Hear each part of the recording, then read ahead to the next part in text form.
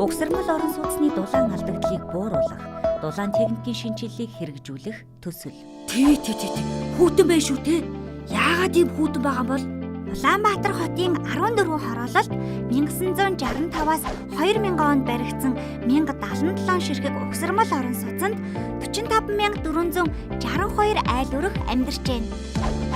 12 давхар, 9 давхар, 5 давхар эдгээр орон сууцнууд хүүтний улиралд дулаан алдагдал ихтэй байдгаас иргэдийн эрүүл аюулгүй орчинд амьдрах эрх зөрчигдөж, эдийн засгийн хувьд ч үр ашиггүй нэмэлт зардал үүсэж байгаа юм.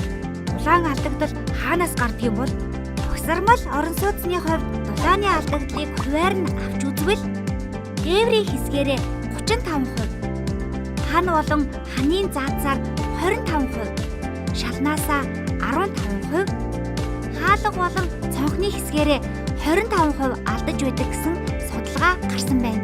Тэгвэл энэ дулаан алдагдлыг яаж байхгүй болох вэ? Улаанбаатар хотын захирагчийн ажлын албанаас угсармал орон сууцны дулаан алдагдлыг бууруулах, дулаан техникийн шинжилгээг хийх төслийг санаачлан хэрэгжүүлж байна.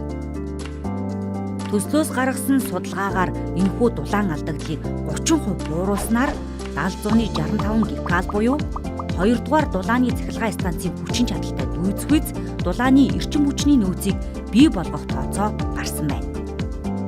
Дулаан үйлдвэрлэгч байгууллага нь 1 гикал цаг дулааныг 28600 төгрөгөөр нийлүүлдэг бөгөөд 765 гикал цаг дулаан хэмнэснээр нэг цагт 2 сая 20 мянган төгрөг, нэг хоногт 48 сая 490 мянган төгрөгийн хэмнэлт бий болно.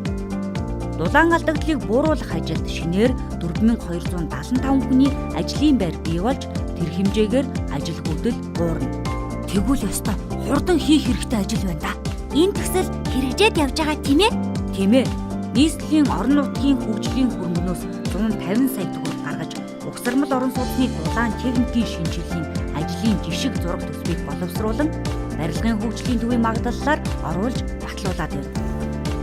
Аян дэлхийн ногоон хөгжлийн байгууллагатай хамтран Баянгол дүүргийн 3 угсармал барилгад эрчим хүчний аудит хийж, Германы техник хамтын ажиллагааны Nexus төсөлтэй хамтран дулаан техникийн шинжилгээ хийх санхүүгийн механизм, техник эдийн засгийн үзүүлэлтийг боловсруулад байна.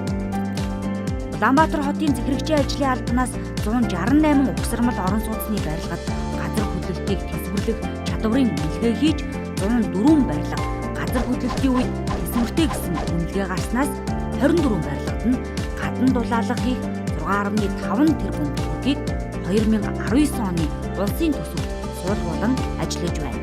Тэгвэл манай байр сайхан дулаахан төгтөө болох нэ?